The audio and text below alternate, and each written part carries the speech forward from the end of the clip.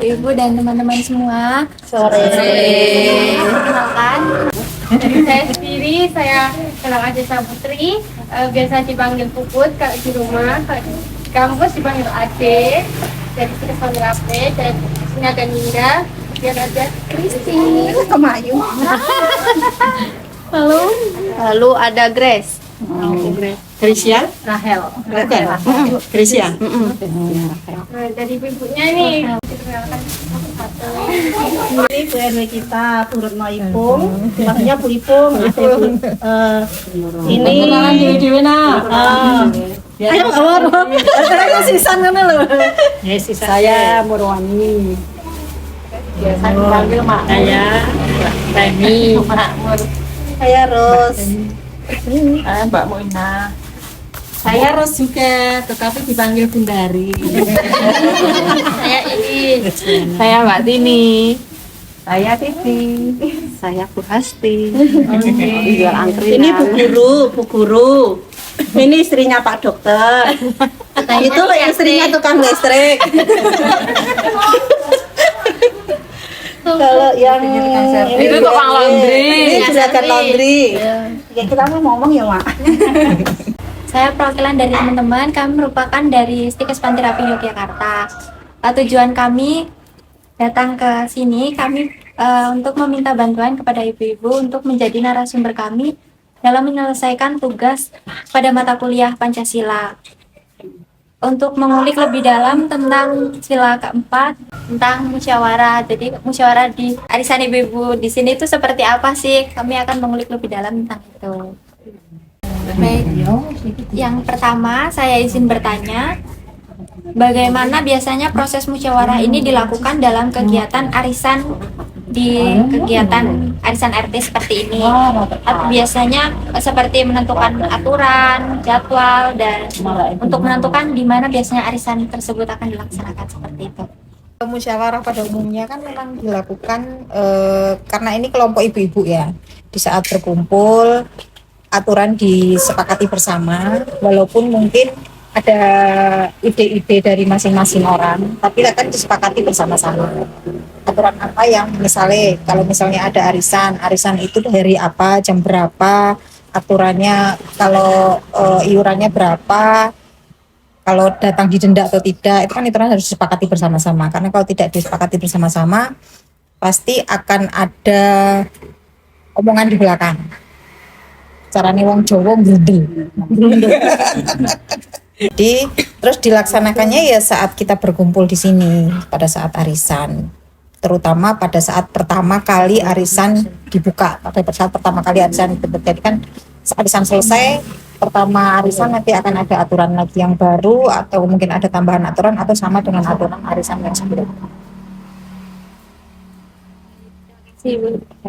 Dua, biasanya kalau ada musyawarah atau mufakat seperti ini itu yang biasanya memimpin jalannya musyawarah agar dapat berjalan dengan baik, dengan lancar, itu siapa dan bagaimana cara beliau untuk memimpin jalannya musyawarah tersebut?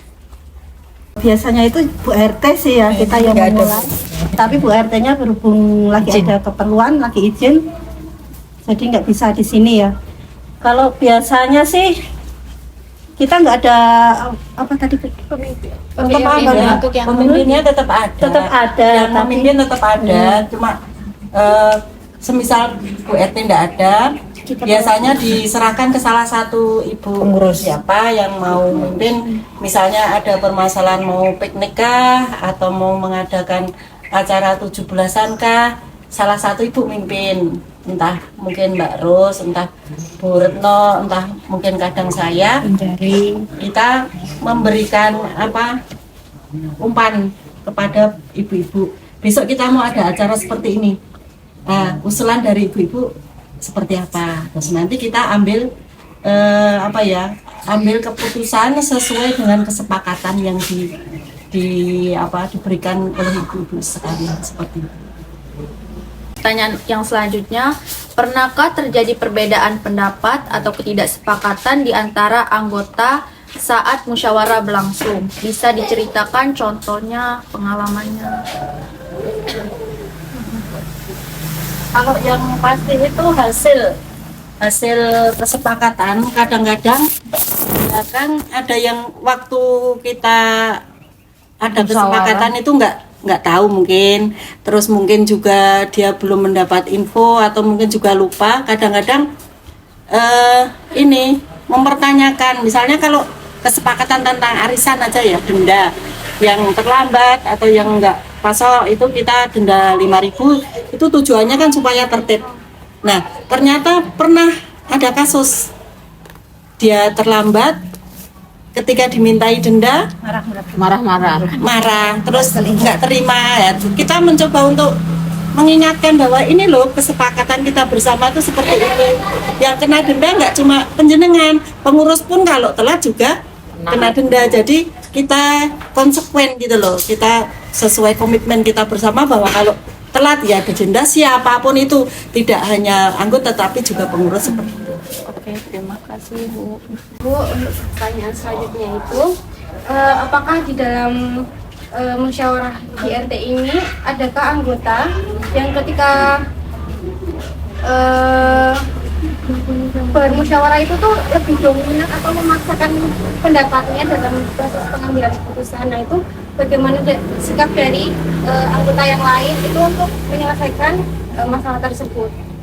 Di setiap tempat pasti ada ya, dimanapun itu pasti ada yang dominan. Tapi kembali lagi ke tujuan semula bahwa kita adalah bermusyawarah. Tetap harus ditekan dia yang dominan. Kita kembalikan lagi ke semua audiens yang hadir di saat itu, kesepakatannya akan seperti apa. Karena usulan-usulan kan pasti akan tetap diterima semuanya, walaupun dia dominan selalu ngomong gitu kan. Tapi kan kesepakatan akan dikembalikan lagi ke semuanya.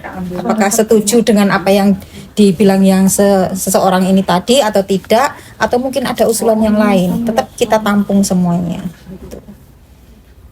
Jadi intinya adalah tetap kesepakatan, musyawarah, bukan otoriter.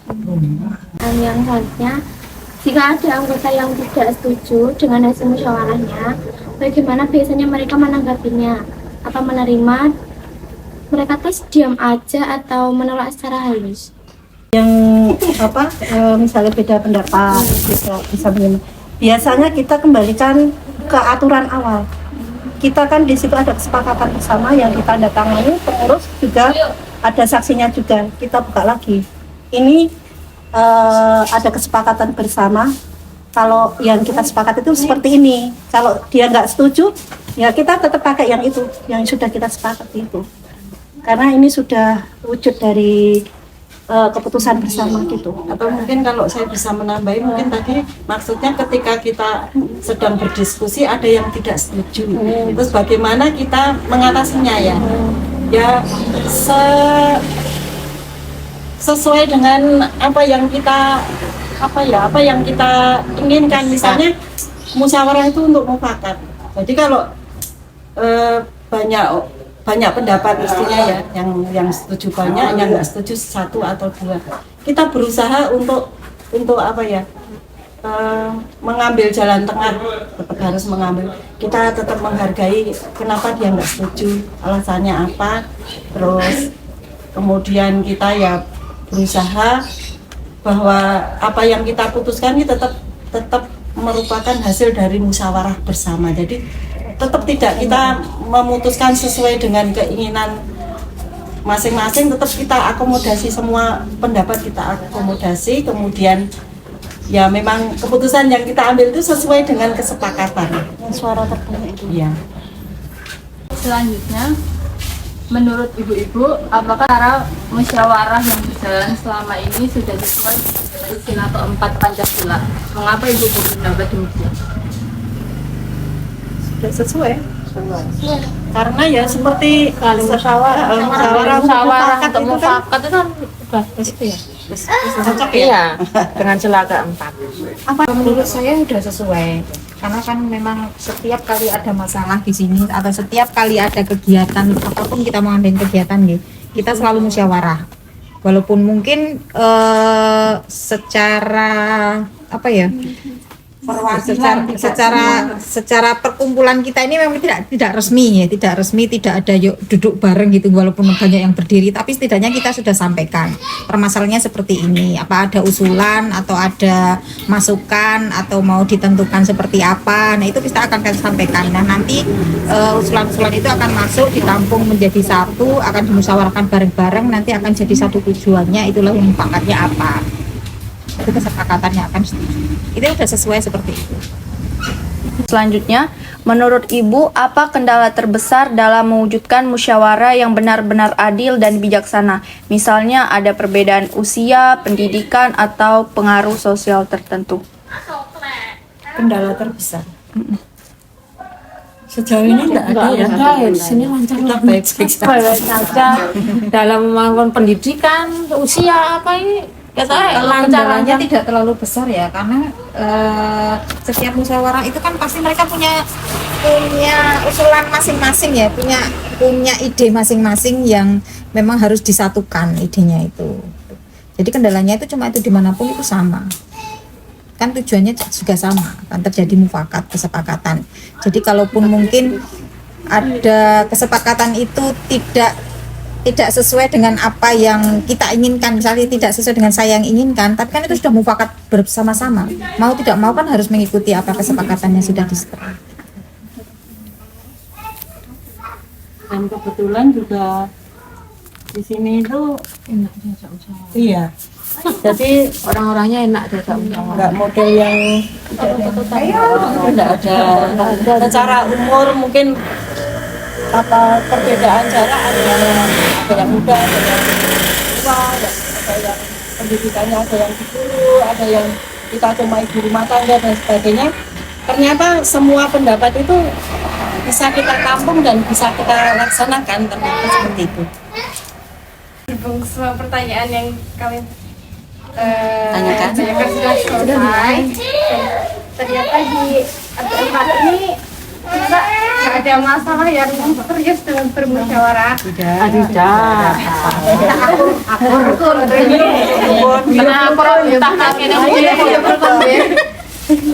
Masalahnya cuma kecil-kecil aja, bisa diselesaikan gitu loh Mbak. Ya setiap pertemuan kan pasti ada permasalahan ya, di tingkat RT, RW atau Pak Dukul kan selalu ada pertemuan ini, pasti ada permasalahan, tapi bisa kita selesaikan dengan baik, bisa menerima semuanya, yaitu tadi musyawarah mufakat. Jadi kita sadar semuanya, saling menghormati, menghargai sama orang lain. Kami mengucapkan dari kelompok kami mengucapkan terima kasih banyak kepada ibu-ibu karena sudah membantu Pancasila tugasnya. Iya. Sama-sama.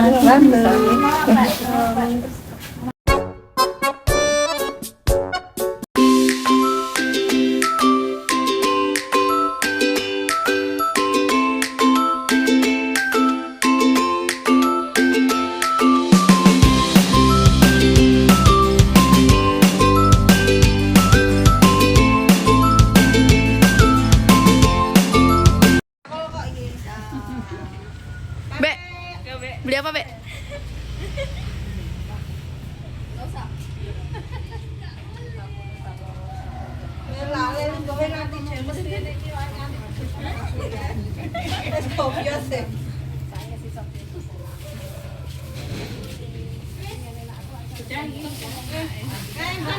Be, makan, Be. Makan dulu, Be.